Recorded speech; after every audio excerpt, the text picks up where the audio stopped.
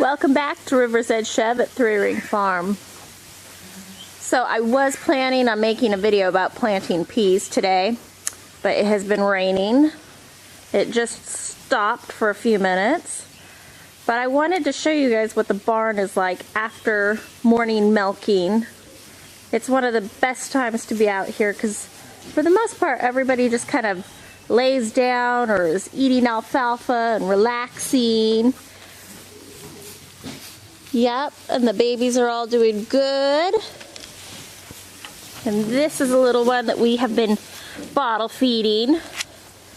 We've had a lot of triplets, and we've only had 2 singles, 1 set of twins, and everybody else has had triplets. And so we've been supplementing him with a few extra bottles. And then his mom is taking care of the other 2. But we have got BBs everywhere. Oh, here's some.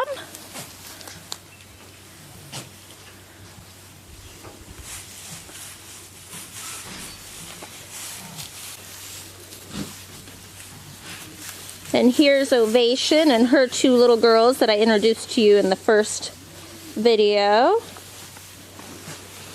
And they're doing very well. She's taking good care of them.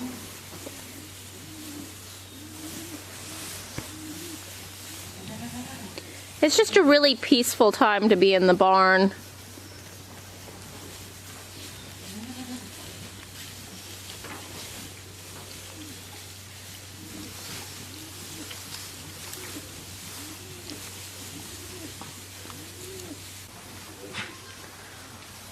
Straw day is like the best day for the goaties. Oh yeah, there you go, big guy. So these 2 were what we call house goats. The one on the left is named Big Guy. And when we found him, we're not sure what happened to him, but he couldn't walk. It seemed like maybe he'd gotten stepped on by one of our bigger goats. And he was just born, you know, during the night. And we aren't sure who his mom was because we had several goats kidding all at once and nobody claimed him. But also he has some vision problems. But so we took him into the house and he ended up sleeping next to my bed for about a month because he would get flipped over and then start thrashing. So I would lean over and adjust him and get him set back up. And he made a full recovery, except for his eyesight. He still has vision problems. But we decided he needed a friend, and this right here is his friend. And he was a little itty bitty guy when he was born. So we brought him in to keep Big Guy company.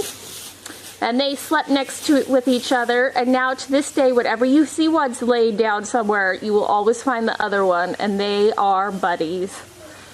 So even though they are wethers, we will be keeping them. We end up with a few extra goats that have no purpose other than they give us joy. And these are 2 of our prime examples. And they're both very sweet boys.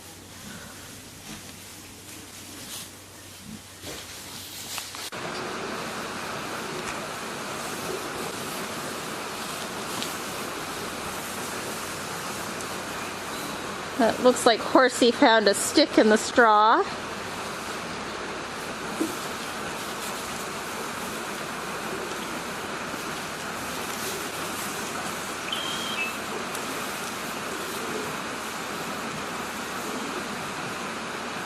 They like to play with things. They'll pack sticks around with them, or if they get to some cardboard, they'll pack that around. And if they break one of their collars off, they'll pick it up and they'll start swinging it around. They're kind of intriguing animals.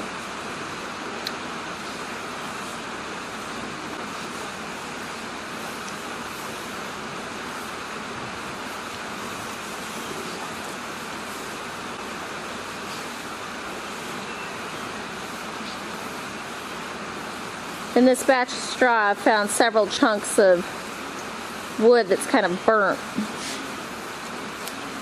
So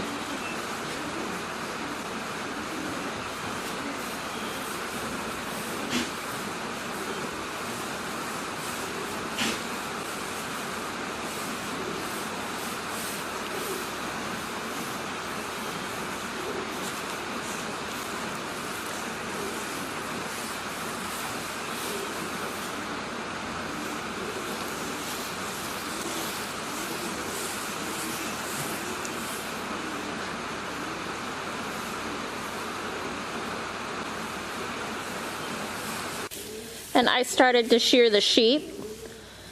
I know it's an impressively bad shear job, but I figure as long as the wool is coming off of them, it's pretty good. We normally have a sheep shearer come in and do it, but he hurt his shoulder, so he's out for this year. So, anyway. And there's another sheep I sheared. She was the first one. I don't think she's too impressed with the haircut.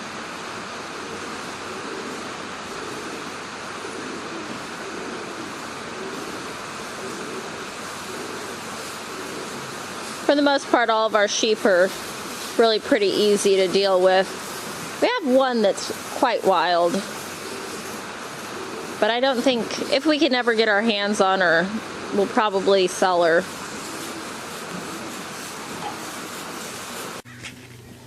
This is the wool off of one sheep, and I think this year I'm going to try mulching, using the wool as mulch in the garden, of course in areas where we won't rototill.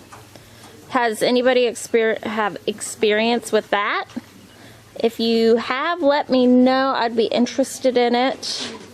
Normally our sheep shearer takes it with him, but since we are doing it ourselves this year, we get to keep the wool.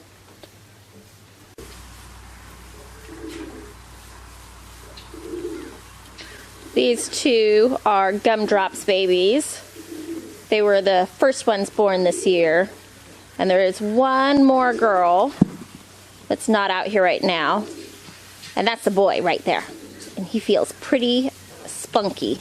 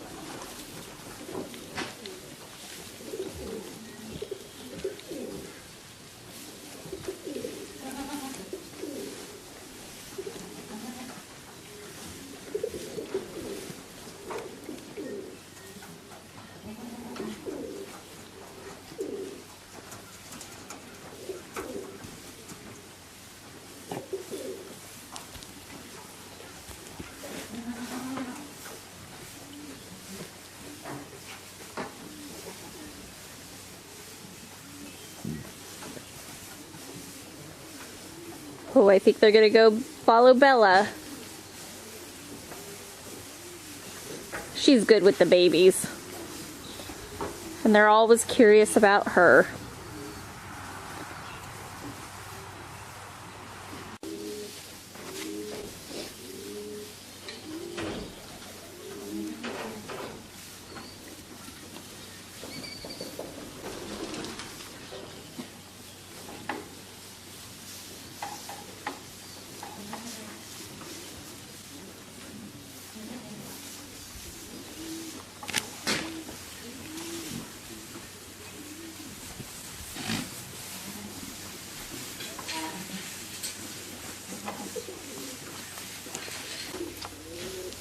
We designed our alfalfa feeders in such a way that it gives the babies an area to go under and hide from the big goats. It's really nice for them, and when we have lambs too. And at different times you'll find this area packed with babies.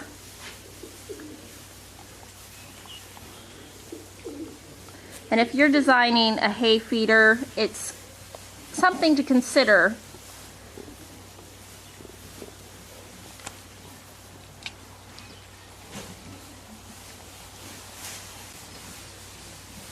We also use this area to put mineral blocks such as salt blocks, mag blocks, any type of mineral block under there, so that all animals, regardless of their size, can reach it, because the little short animals wouldn't be able to reach a mineral block that's in the hay feeder, and it takes up hay feeder space.